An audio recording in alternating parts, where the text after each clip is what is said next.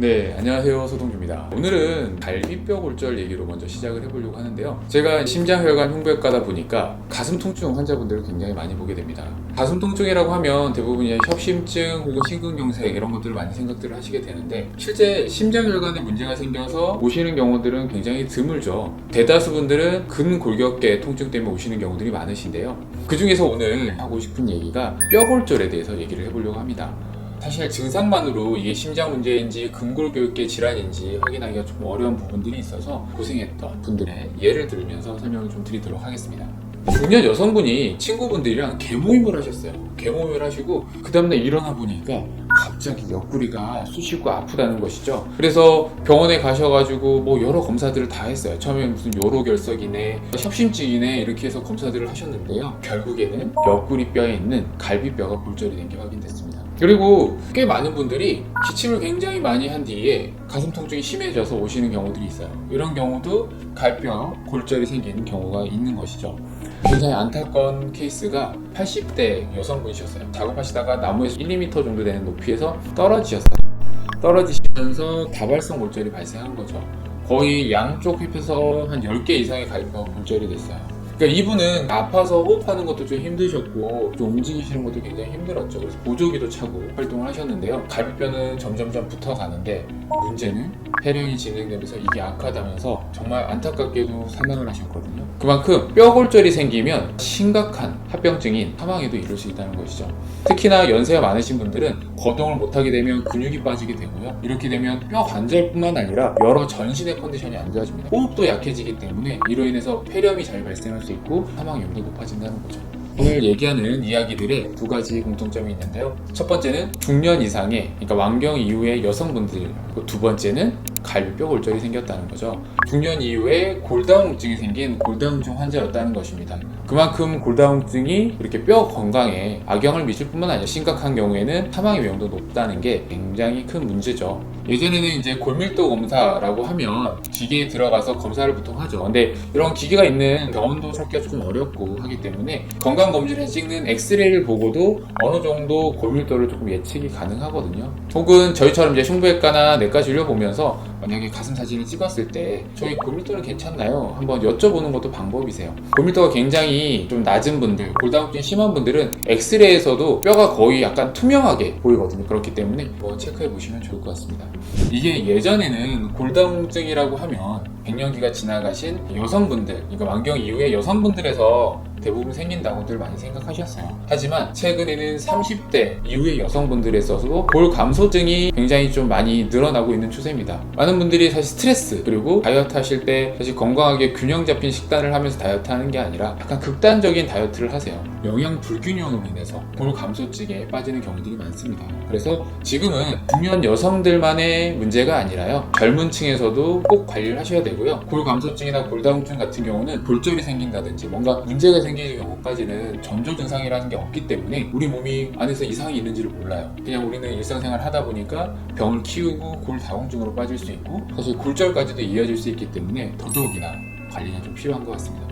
그렇다면 우리가 골다공증이 진행되기 전에 예방하는 게 더더욱이나 중요하겠죠. 사실 항상 얘기하는 게 생활 습관의 변화를 줘야 된다. 뼈 건강에 도움이 되는 음식들이나 영양소들을 섭취하는 게 중요하겠죠. 많은 분들이 예전부터 먹어왔던 뼈 건강하면 생각나는 영양소, 칼슘들을 많이 드십니다. 그리고 이제 같이 뼈 형성에 있어서 도움이 된다고 해서 칼슘, 마그네슘, 그리고 비타민 D, 칼마디를 많이 드시게 되는데, 그렇다면 이게 칼마디만 먹으면 될 것이냐? 뼈를 구성하는 성분을 보게 되면 칼마디는 뼈의 전체 성분은 아니에요. 인과 이런 무기질들이 같이 뒤엉켜서 이루어져 있는데요. 칼마디만 먹어서는 뼈의 건강을 100% 회복시키기는 어렵다. 그리고 100% 예방하기는 어렵다 하는 부분이 있고요. 또 하나는 제가 심장혈관 흉부외과다 보니까 혈관 질환에 굉장히 좀 예민합니다.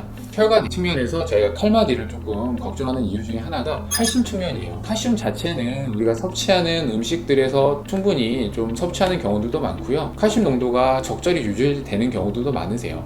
하지만 중년 이후에 이제 완경이 되게 되면 호르몬 대사의 문제 때문에 칼슘의 배출이나 흡수가 약간 원활치 않게 되는 경우도 있어요. 그렇기 때문에 칼슘 보충제를 사실 필요 없는데 계속 먹게 되면요, 칼슘이 우리 몸에 쌓일 수가 있어요. 혈관 내부의 벽에 플래크라고 하는 혈전 찌꺼기들이 생기게 되거든요. 혈전 찌꺼기를 구성하는 성분이 바로 대표적인 게 칼슘입니다. 그래서 혈관에 석회화를 일으킬 수 있기 때문에 칼슘을 막 드시면 안 돼요. 그렇다 그러면 칼슘도 조금 주의를 해야 되는데 또 어떤 영양소를 먹어야 되냐라고 의아할 수 있는데요. 방송에서도 많이 얘기를 했던 영양소가 있는데요. MBP라는 영양소예요. 밀크 베이지 프로테인이라는 우리 우유에서 추출한 단백질이거든요. 단 0.005% 밖에 안 들어있을 정도로 굉장히 극소량만 들어있는 뼈 건강에 도움을 주는 생리활성 물질이라고 볼 수 있죠. 기본적으로 MBP가 하는 역할은요, 뼈가 이렇게 생성되기 위해서는 주기적으로 생성되고 파괴되고 이런 것들이 사실 반복되거든요. 완경 이후에 여성 호르몬이 떨어지게 되면 이 생성하는 조골세포의 기능은 점점 떨어지고 뼈를 파괴하는 파골세포의 기능은 점점 올라갑니다. 그래서 이 균형이 깨지면서 골감소증, 골다공증이 생기게 되는데, 이 균형을 좀 맞춰주는 게 이제 MBP, 그 생리활성 물질이라고 생각하시면 됩니다. 골밀도와 골강도 둘 다 상승시켜주는, 높여주는데 효과적인 게 바로 이제 MBP라고 하죠. 이에 대한 연구 결과들이 굉장히 많은데요. 제가 이제 좀 전에도 젊은 층에서 골 감소증이 많다고 하셨잖아요. 그렇기 때문에 젊은 층부터 관리가 좀 필요한데, 20대들에게 꾸준하게 6개월간 이 MBP를 섭취했더니 안 먹은 대조군에 비해서 이 골밀도가 무려 12배나 개선됐다는 보고도 있고요. 50대에게 사실 MBP를 매일 40mg씩 6개월간 섭취를 시켰어요. 그랬더니 이 대조군에 비해서 요추의 골밀도가 1.8배나 증가되었다는 보고도 있습니다. 안쪽의 골 밀도가 아무리 튼튼해도 뼈를 싸고 있는 골의 강도가 떨어지면 그것도 좀 문제겠죠. 그렇기 때문에 골 강도도 올라가는 게 중요한데요. 65세에서 86세 여성들을 대상으로 한 실험이 있었는데요. 이분들은 다 이제 완경 이후에 중년 여성들, 특히나 골다공증이 진행됐을 가능성이 높은 분들이잖아요. MBP를 40mg씩 12개월간 섭취시켜봤어요. 그랬더니 MBP를 먹지 않은 대조군에 비해서 이 골 강도가 1.5% 증가했다고 합니다. 그만큼 골 강도와 골 밀도를 같이 올릴 수 있는 게 사실 MBP라고 볼 수 있는 것이죠.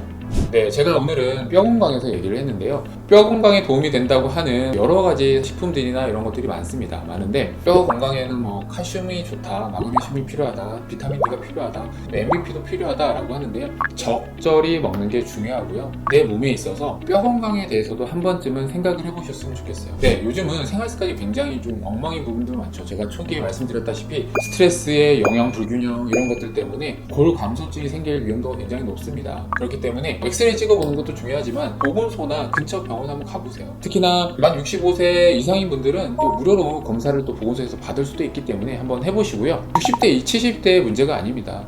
30대부터 뼈 저축 잘 해놔야 60대, 70대에 문제가 되지 않고 건강하게 노년 생활을 보낼 수 있기 때문에 지금 이 영상을 보고 계시다면 지금부터 뼈 건강 체크해 보시기 바랍니다. 지금 이 시간 유익하셨다면 구독과 좋아요 부탁드립니다. 네, 감사합니다.